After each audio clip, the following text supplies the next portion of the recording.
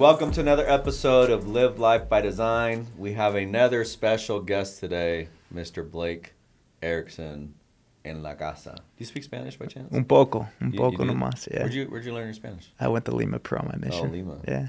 So The true Spanish is what they say. So I saw a report that Lima supposedly is one of the most, not supposedly, on this report, like top 5 most beautiful countries in the world now. Really? So it's like moving up in the charts. I'm shocked to hear that. And then, but I love it. Why are you shocked? Did you not think? No, I mean, I definitely wasn't in the beautiful parts, but you also saw some not very beautiful parts, probably. Yeah, I probably. was in the absolute slums up in the mountains. For But the cuisine there, though, beautiful. is amazing. A couple of the top restaurants in the world were in a place called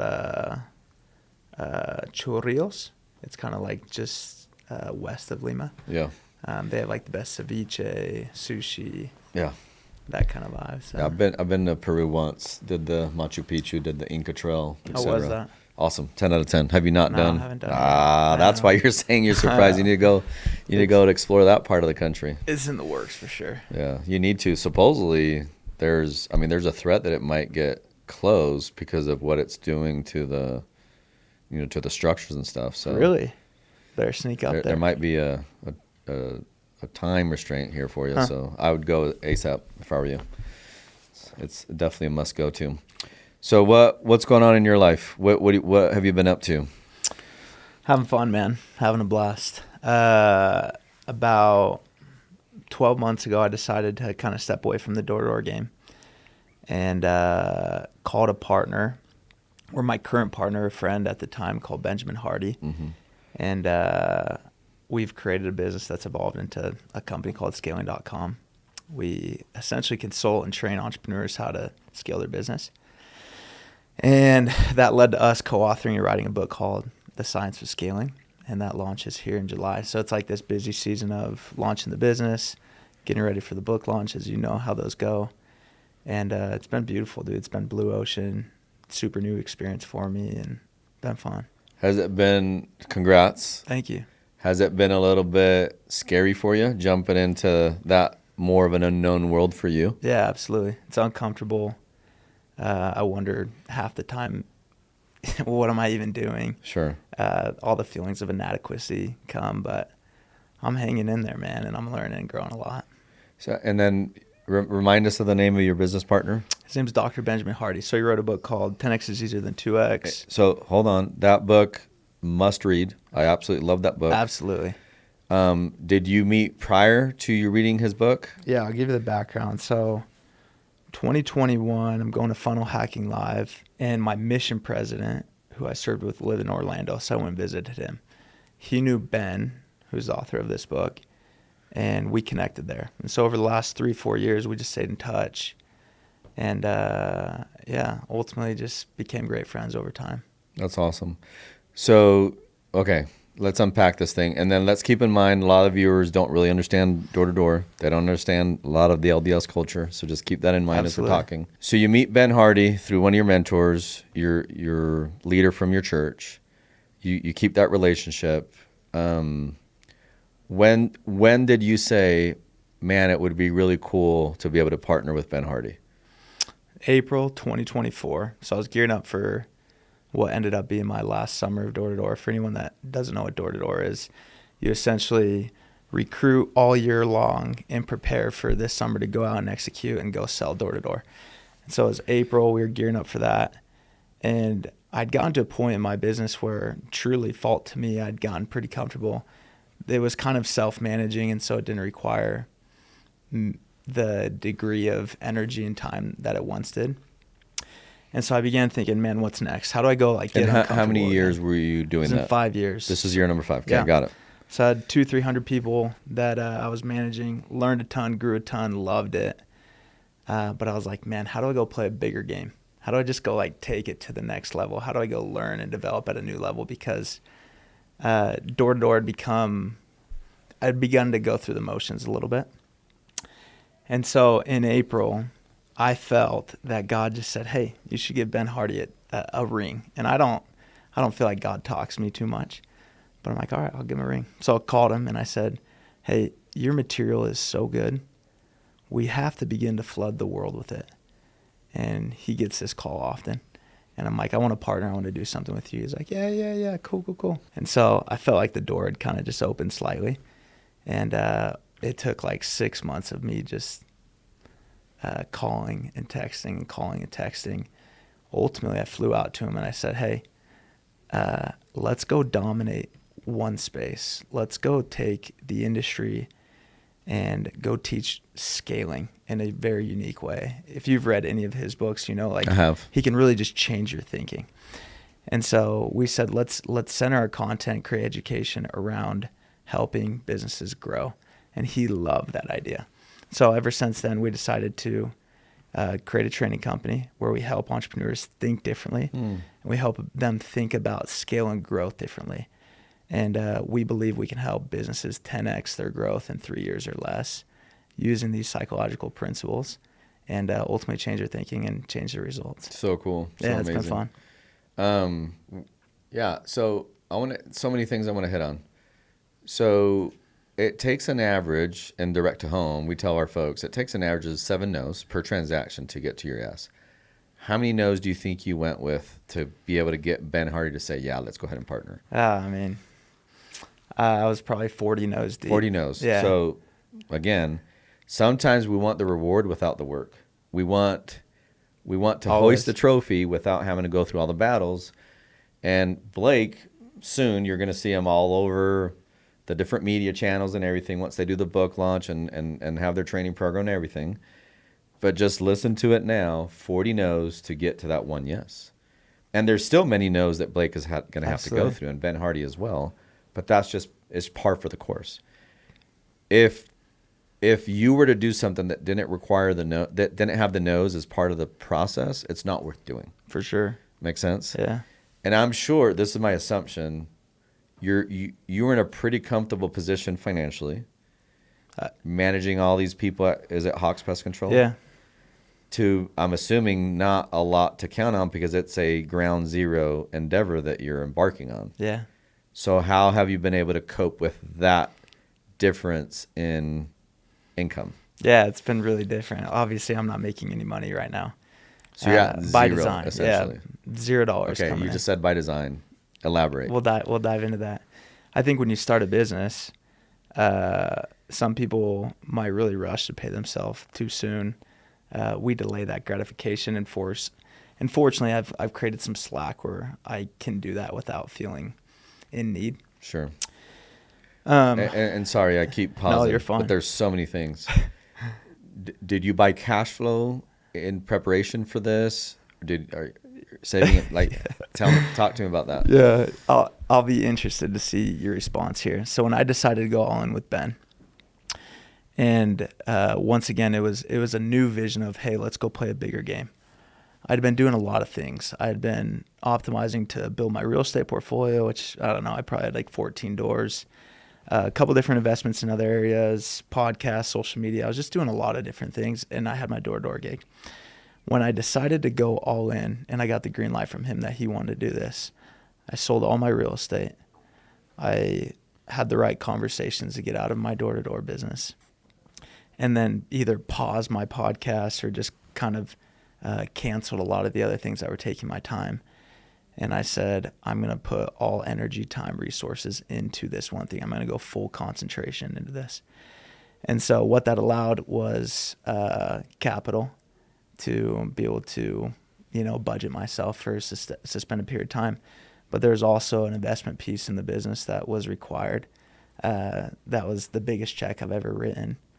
And also forced me from a resource standpoint to feel all in. So door-to-door created amazing slack. I was probably at a point where I could create the right systems and never really need to work again, you could say. But I just was not stoked about what that would do for me in my development. No, listen, I mean, you know this. There's a lot of human needs, and one of them is contribution significance. Yeah. At Vivint, I probably retired 2 years too late, 3 years too late. The way I describe it now is I felt like I was a senator. It was almost like an NIL deal. I was being paid for my name, what I had done in the past, but it was pretty much on autopilot. My role and I was just there. And I needed something that would fire me up again, something that I would wake up in the morning with a lot of issues that I had to solve, and that just wasn't there. So I could have coasted, continuously collected that check, but that significance, that contribution, that reason why I wake up in the morning and go to war, if you will, just wasn't there. So we're speaking the same language. Yeah, it sounds like that happened to you as well, which props to you for building an org that you can get that, feel that way. Thank you. But I see you where it's like, what's next? That's that desire that just can't be satisfied. Thanks, man. Again, other lessons here is active income, discipline, buying investments. When another opportunity presented itself, you're able to do dispositions so you could go into this next venture. And the bootstrapping is key too. You know, sometimes entrepreneurs start businesses, and what do? They start raising capital. The minute you take that first dollar in, that's no longer your company. Yeah. Now you have stakeholders, and you have a lot of fiduciary and duty of care to those stakeholders. And sometimes the controls and the vision of the company goes elsewhere because now you have other people dictating what you need to be doing. No doubt. So hold as long as you can, or never to take on additional capital. Okay, so you said the book comes out when? July 29th. Okay, and what do you need to do leading up to the book? What kind of events have to happen, or what's in store now?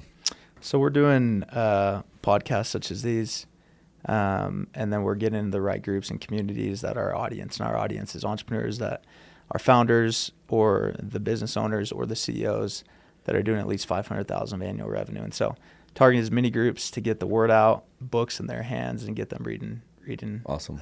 The material. And do you already have I'm assuming you do, you have a set goal for how many copies you guys want to sell? Yeah, we want to do 300,000 by January 1st. That's awesome. And what do you need how many copies do you need to sell to be on the New York Times bestseller list? New York Times, taking into account pre-launch and then launch of the first week.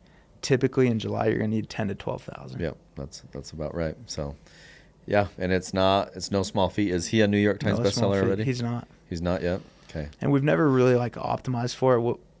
Obviously, we want to create a book that content is everlasting. And sometimes with New York Times, it's a massive, massive, massive push. But then after the first week, the book kind of drops off. Yeah. And so we really want to create a longevity with this book. And if we hit the list, we're elated. Yeah. No, that's a really good response there. My wife, she crushes. She gets reports all the time. And there was this blip. One day there was 3,000 units sold, 3,000 copies of one specific title that she had released probably 5 years ago now. And she's like, yeah, my agent called me, the publishing house called me. They're asking me if I did an event, to her. Yeah. And she's like, no, I haven't done anything. And it was basically the school in New Jersey. Oh, wow. Bought 3,000 copies of one of her books. Yeah. So that's a good strategy. Yeah, you guys will have a lot of fun. Thanks, man. Okay, so now let's pivot to family life. What's going on with the Erickson family? My wife's amazing. My wife's name is Bree. She's actually a real estate agent right now, so she's crushing. She just sold a $4.2 million house, and we've got a 9-week-old and a 2-year-old, and so just busy. Two's no joke, man. Navigating them and finding harmony there, and it's been an absolute blast. What was her reaction when you said, babe, I'm putting all my chips into this thing. I'm selling all of our assets. Balance sheet is shifting from all this to this. Yeah. What was her reaction? Believe it or not, something you'll know when you get to know my wife is trust in me is at its absolute cap. And so not only was she game for it, she was elated about it. I think she was excited also to just see me fired up again and just see me so there's nothing better than the grind and how that makes someone feel.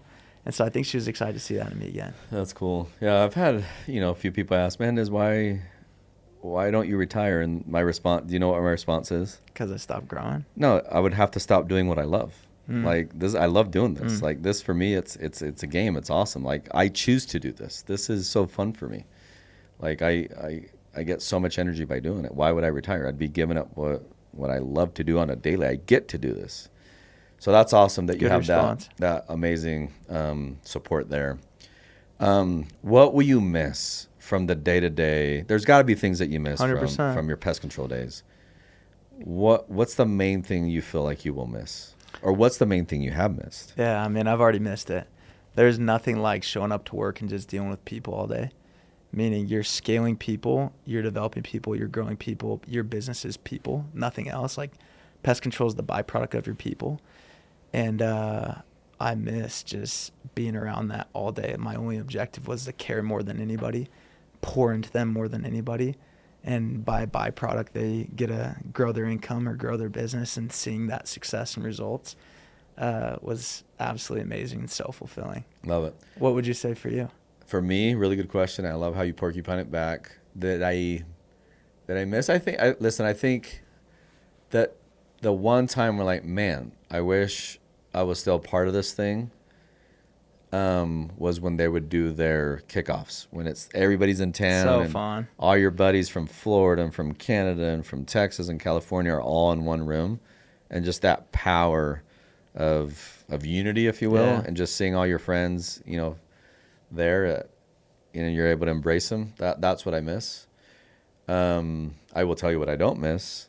I definitely don't miss I'm excited. some of these younger rookies thinking they're God's gift to man without having knocked on a door and feeling entitled to some sort of special sign-on bonus or whatever. That started driving me pretty crazy.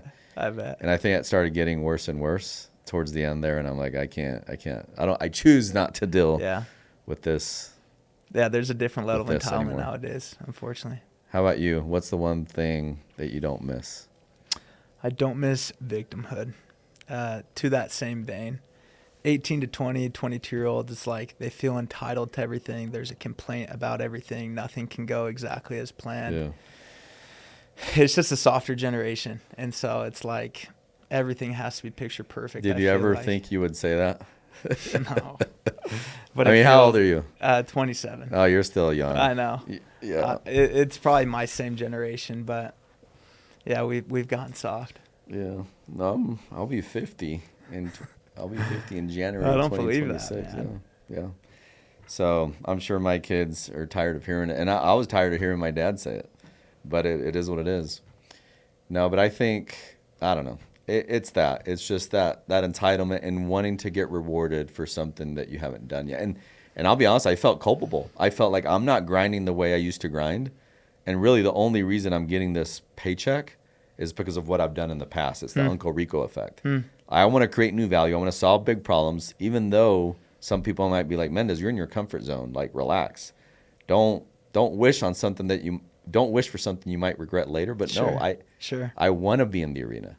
I want to be on the front lines. I want to be in the foxhole with my guys. And I just felt like I got to go do something else. And here we are. You're a beast. Yeah. I ask this question all the time. I love asking it. Blake gets a box of everything that you've lost. You said you're 27 years old? Mm-hmm. Over your 27 years of life, here's all the things that you've lost. Let's make it something tangible, not something intangible. I give you the box. Everything you lost is in there.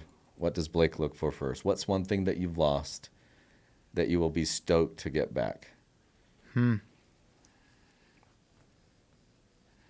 It's a beautiful question. I think from a tangible perspective, for the first 3 years of doing door-to-door, I made absolutely horrible investments financially.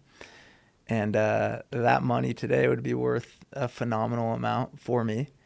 And that money invested even in myself, I'd be so much more ahead. And so financially, I'd take back those losses. What hundreds of thousands. You don't of have to dollars. get into very specifics of what you invested in, but what was the asset class? I tried about everything. Okay. So I was in the crypto run in 2020, 2021. Tried the option trading, tried the Amazon stores. Trust me, when you think of an investment, I tried it. Okay. More of the guru talking into stuff type of thing? Or was it just friends that were like, yo, yeah, this is working. I'm like, all right, let me dabble. But if you could do one thing, just stick to that one thing. I wish I just did real estate from the gate. Okay. And then why real estate? I mean, it's... taxes. Obviously, when you start making higher income, it's amazing to be able to offset taxes. and then also cash flow. So you can truly be free by. But by it's cash not flow. sexy. It's not sexy. But it's, why it's do you a do nightmare it? sometimes. Because it creates freedom. Love it. Okay. Love it. And I mean, that's why I consistently invest in a lot of real Dude, estate. I always said, it's like, you give me $10 million in my bank account, I'm still not going to sleep easy until I know that there's money still coming in. Yeah. And so that's what It's the real cash estate flow. provides. It's the cash flow because it can get you out of the problems that it can get you out of any type of financial problem as long as you have enough cash flow coming in. It's the holy grail of all business. It's the heartbeat of your business. It's literally everything. Okay, so now let's go with this question. There's probably something that Blake is not offering to the world right now because of pride, ego, who knows. And again, this is a very deep question. Yeah, dude, you're giving me some tough ones. I am. And I got a couple more. What would you say is that one thing that you're holding back that you're not really giving people?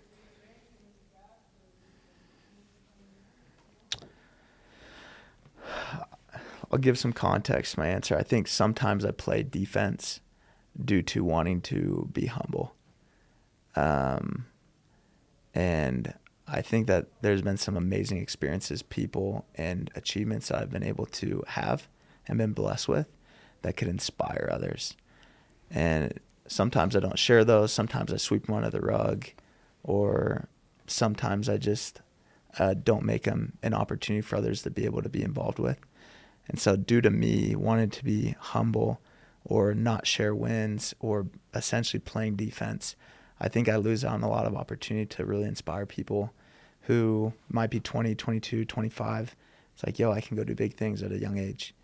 And it's something that I'm currently in the process of trying to stop. Do you have an example? For example, I'm writing this book with Dr. Benjamin Hardy, and he's a top 5 best-selling author in the self-development space. And who's number one, by the way, nowadays? It's James Clear, probably. Okay. By the way, have you heard James Clear present? Not amazing. Not good.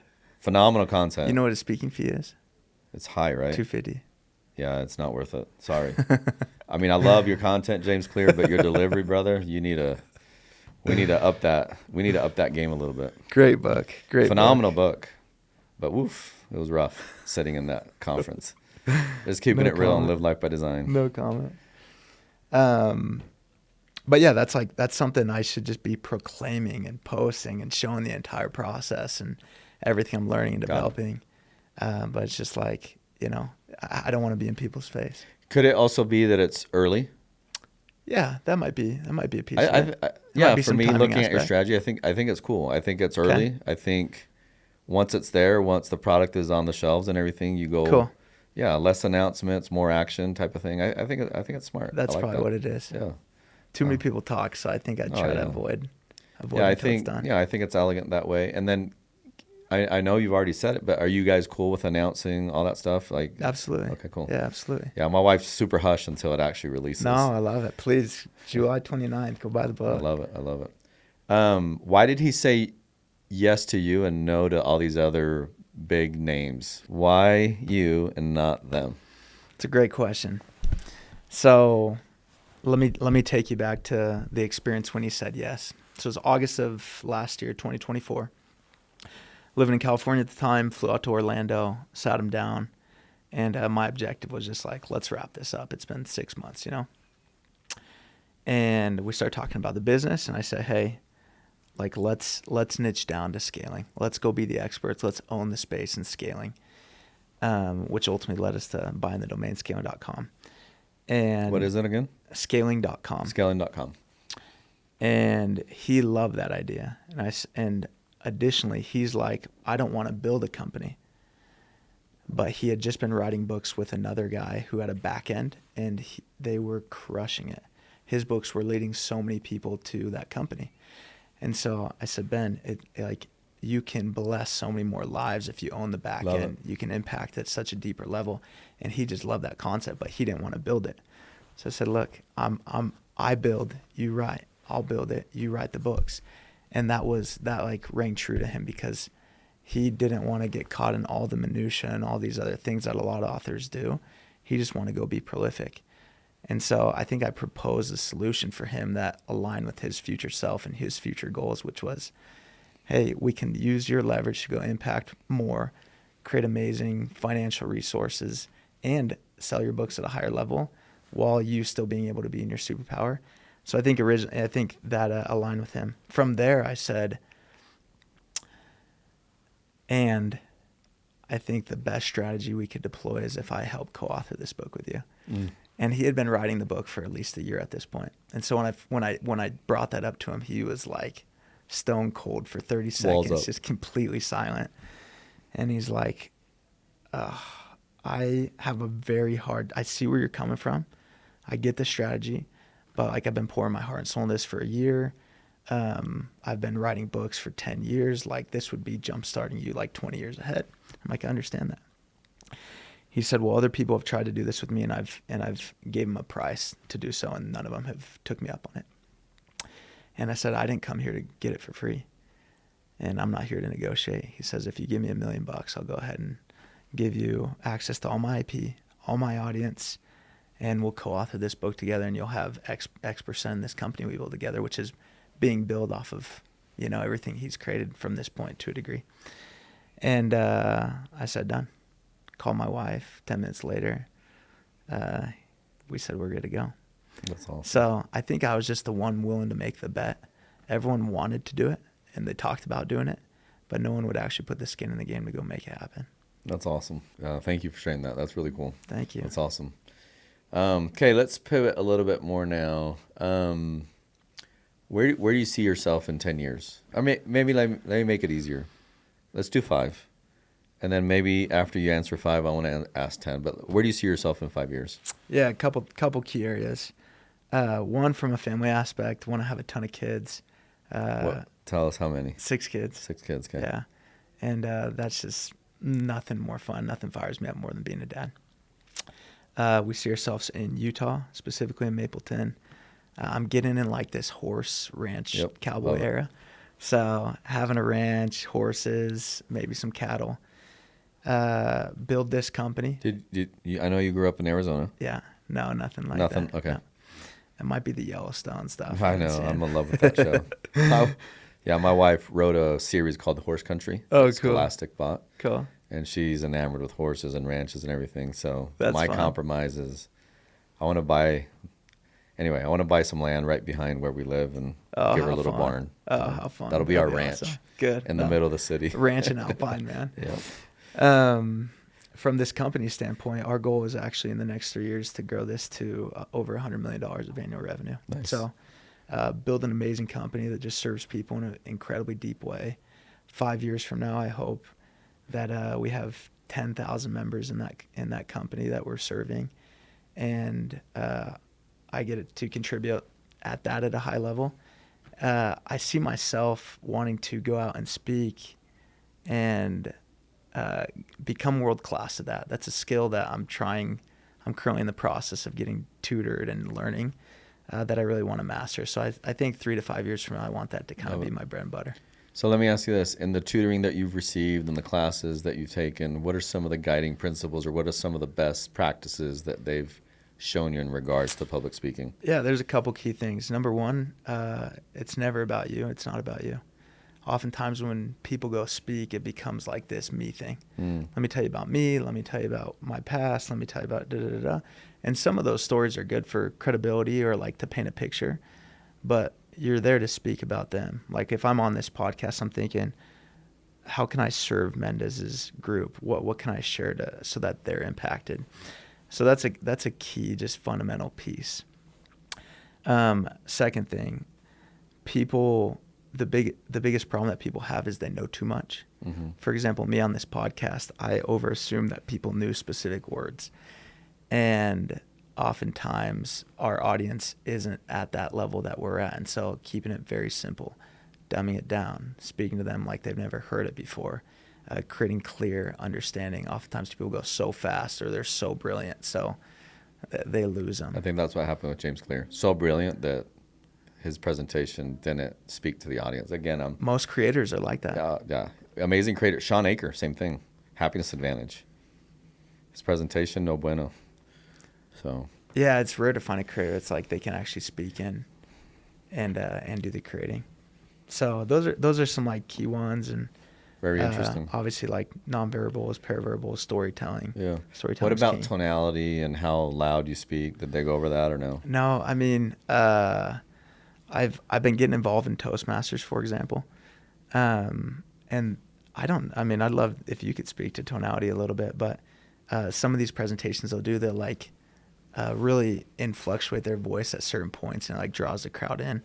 Like they'll even yell at certain points, and so I haven't really incorporated that in any of my speeches yet. But yeah, so I actually took a class at business school just on public speaking, rhetoric, etc. And a lot of what they went over with us, and they role played a lot with us, is increasing your tonality or like turning up the volume of your voice.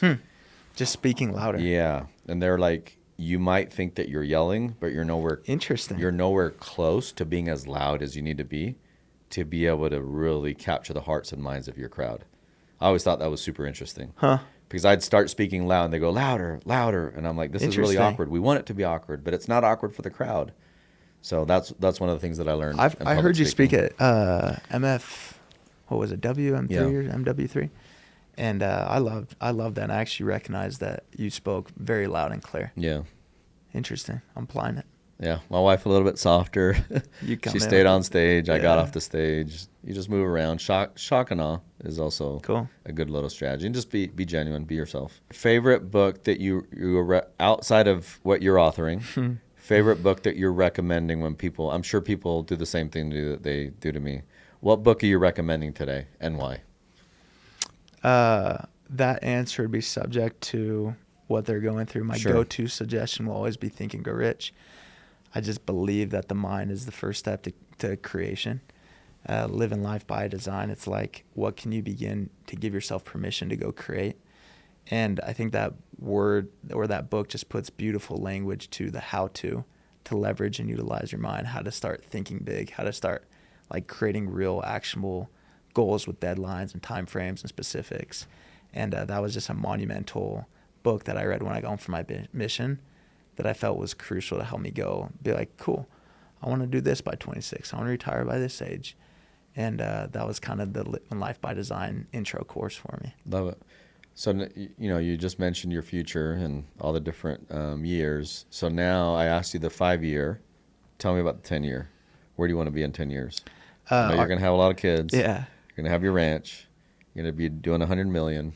What else? My 10-year plan is 100% spiritual focus, in the sense of the reason I got into business was that I could get to a point of resources where I could give all my time, talents, and resources to God. And so nothing fires me up more, nothing I want to devote my life to more. And so 10 years from now, I hope to be serving a mission, whether that as a mission leader, which is the mission leader is the person that goes and like trains the missionaries and helps manage the missionaries, or in some way helping the Church of Jesus Christ of Latter-day Saints scale as a church and growing their membership. That's cool. That's awesome.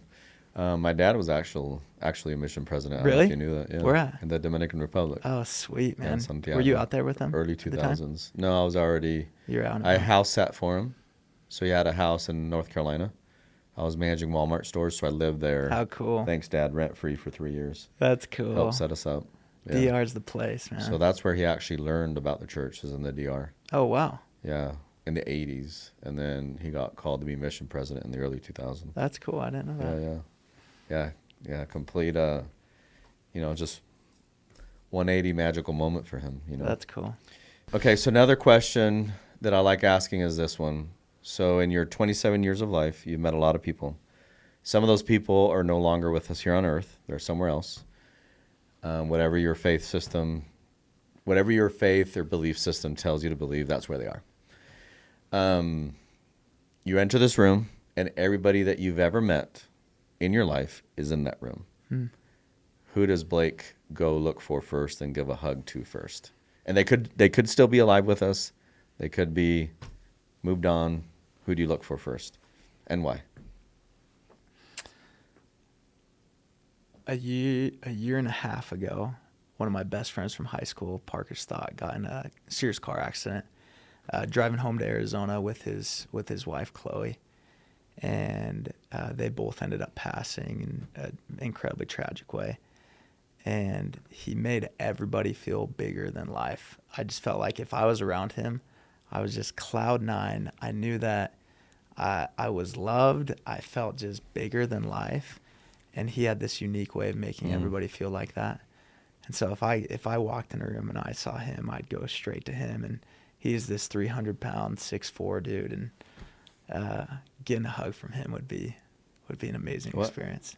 Without getting into crazy detail, what happened in that accident? What was going on? So they were on this road heading down to Arizona, and they got in the passing lane.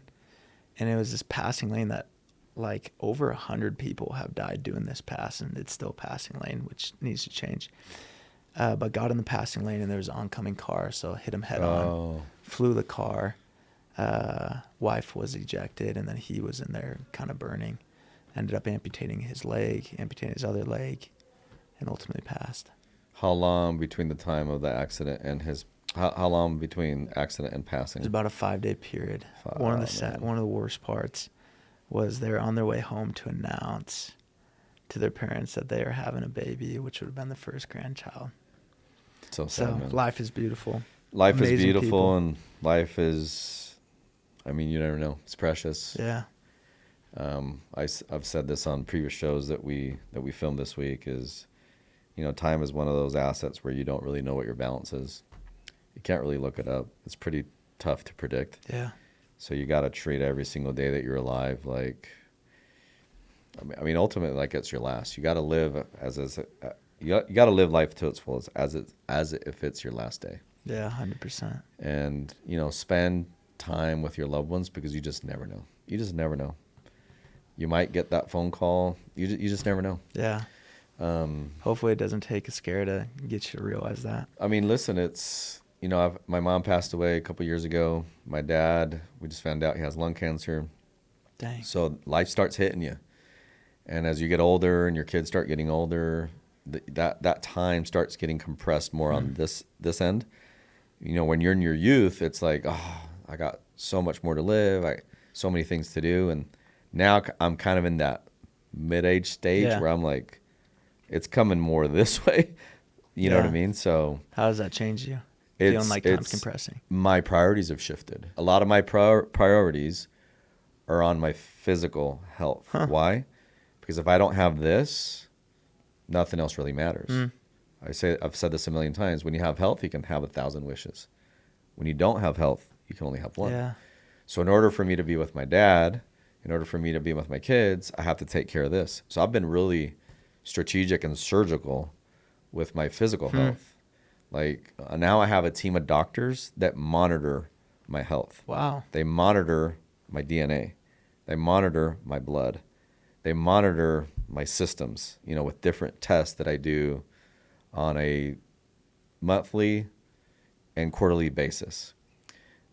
The types of food that I eat, like everything is getting really dialed in. And I started on this journey. It was literally when I found out my dad had lung cancer. I'm like, okay, enough is enough. Like I need to do something about this thing. And I want to be there for my kids. Not only do I want to be there, I want to be vibrant for them. And I want to give them an incredible example of what they should be doing to take care of themselves. Yeah. Sometimes I'll see, my kids are older. My oldest is 24. Energy drink in hand. By the way, this is salt, guys. This is good stuff for your body. It's not an energy drink.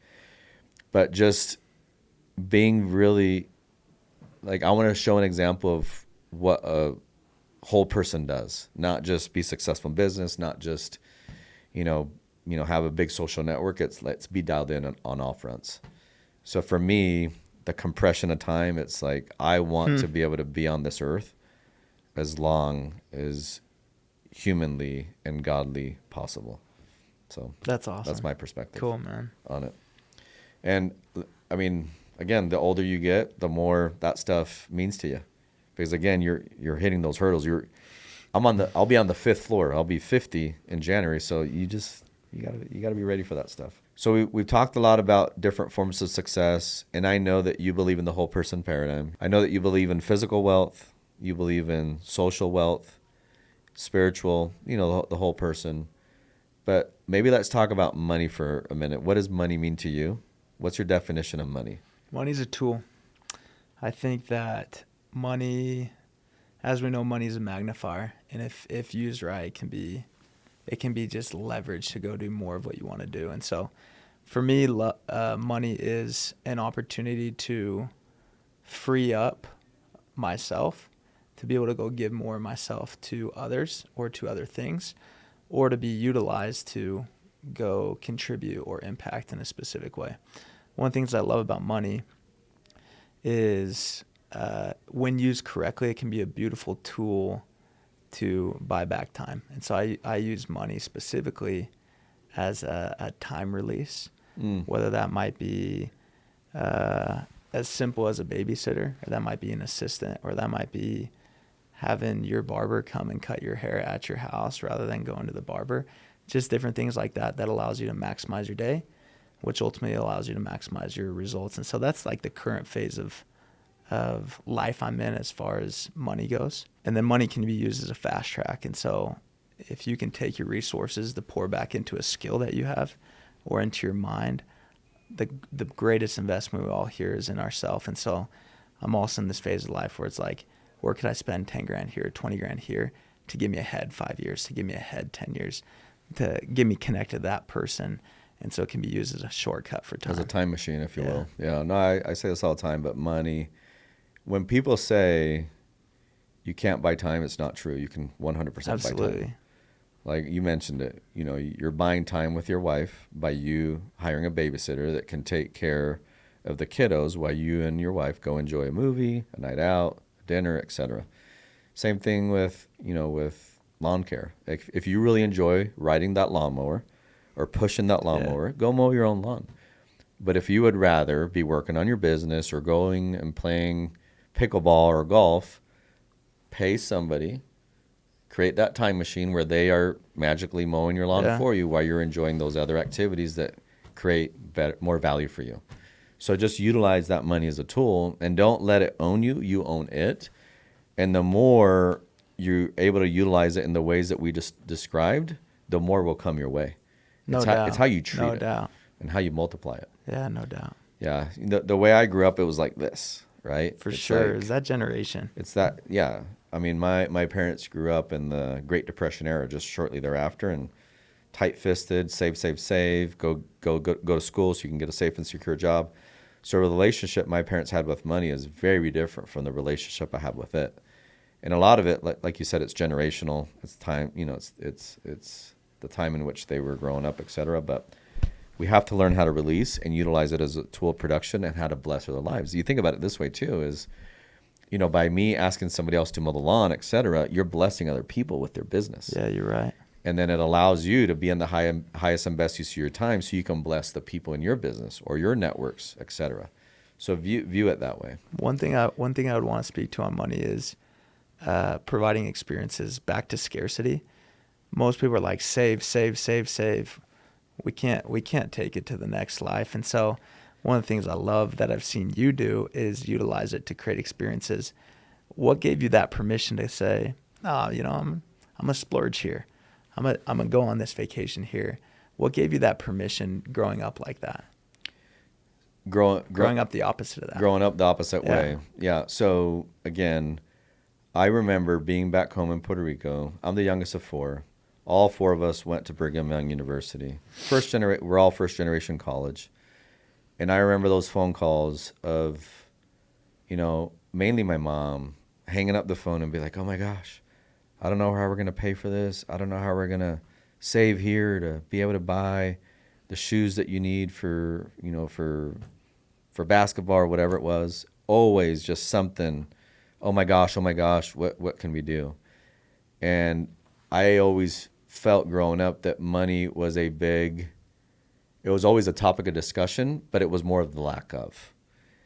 And, never went to Disney, I think going to the movies as a family, maybe we went, and this is a lot, maybe 5 times.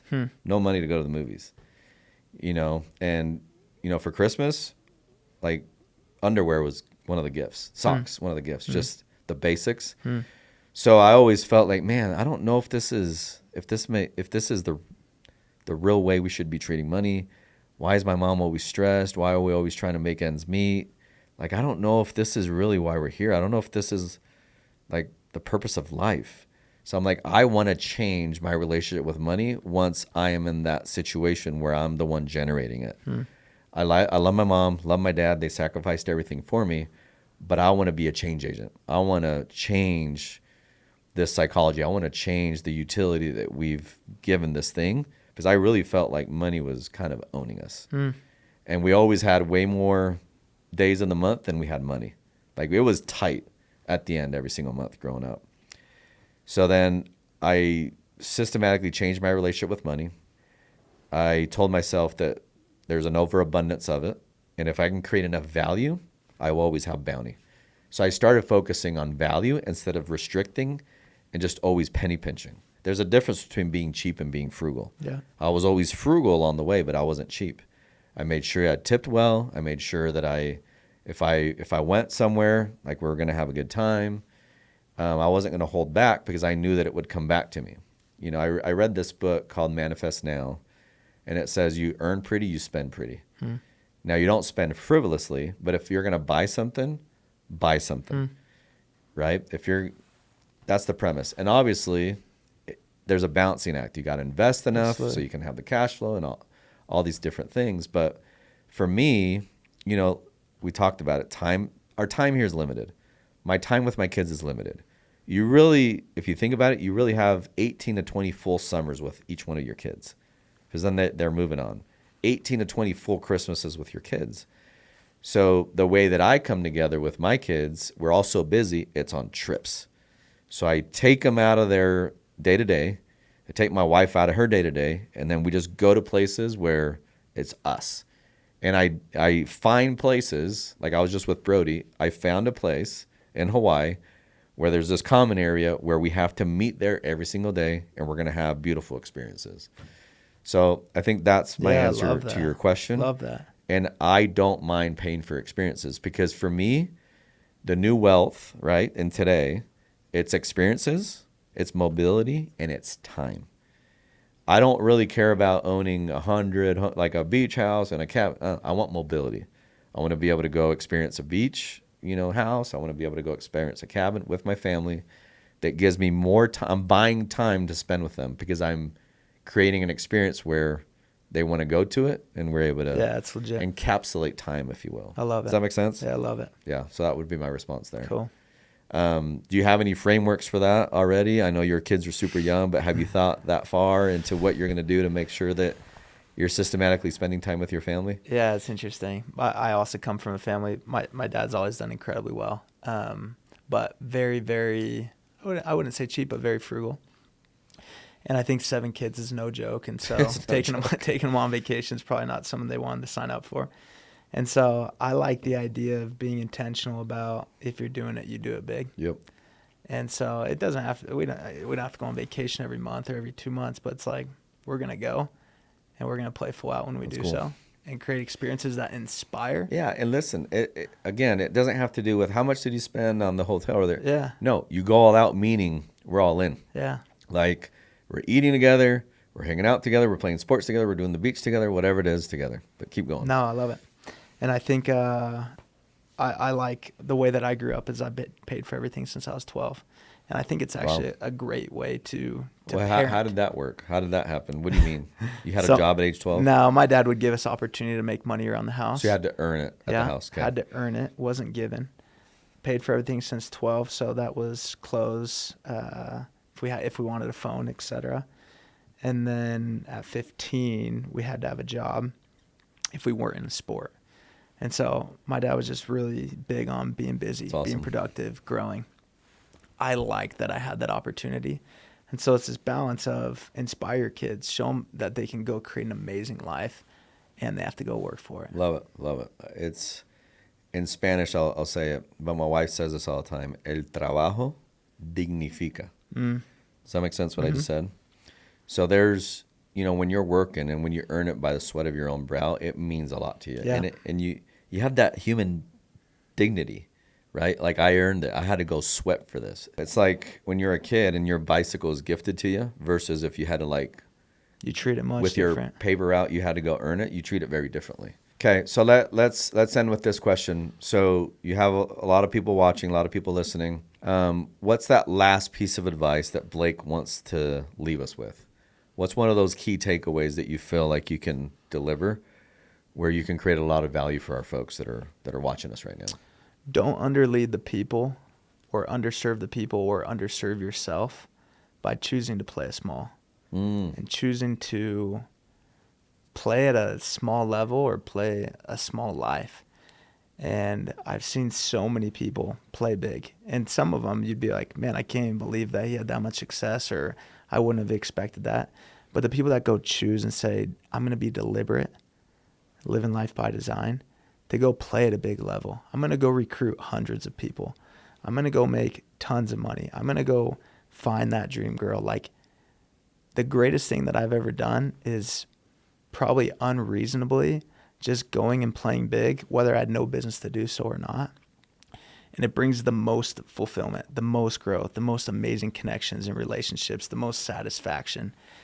And if you choose to do the opposite, you truly are letting potential people down, and you're letting yourself down. And so maximize your potential by choosing to play big, giving yourself permission to exceed what you think you could do and what's possible. Yeah, I love that. I mean, you remember how you and I pretty much met? Yeah.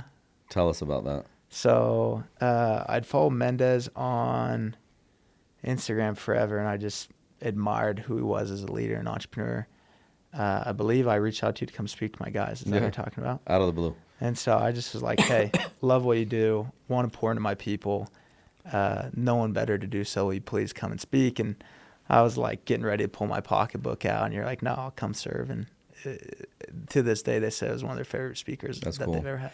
Yeah, I was actually, when he called me, and I, candidly speaking, I say no more than yes. As you should. And I don't know what it was, but the way Blake introduced himself, the way he spoke to me, his confidence, and also his humble confidence, I was like, I'll give this kid a shot. I'll say yes. And I even remember telling my wife, I'm like, yeah, I'm going to this thing. I'm actually going to do it pro bono. She's like, what are you doing? Like, because we're both in that public speaking space. Yeah. And you have to be really careful, right? To not over contribute your time, because then it's a never ending spiral. But anyway, watching you and even in engaging you with that day, I'm like, this kid has a superpower to be able to reach out to people and just go for it. Just ask for things, regardless of what no's might come his way. So I don't know if you realize brother. that about you, that means a lot. But yeah, you have that in you. And I would encourage all of us to be more daring, to ask for those things that we might feel uncomfortable asking. You know, take your shot. Like you said, go for the dream girl. Ask Benjamin Hardy, hey, can I be your business partner, because I would really want to do business with you, and go through those 40 plus no's. Cut the check. Invest in yourself. If you don't invest in you, who's going to invest in you? If you're not willing to invest in yourself, like, what investments are you making? You're your number one asset. So many gems that we went over today on living life by design and just elevating our game, not just on the business front. Business is just a byproduct of who we are as a human. When we're able to come to the arena and create tons of value, it just helps our whole person just live that life that we're truly designed to live. And in talking to a lot of my mentors, that's the same advice that they give is, Mendez, you got to think bigger, and you got to think bigger, faster. So go big, make it happen, believe in you, invest in you, Inc. This is a show. Much love. Thanks for being on. Appreciate y'all. Much love.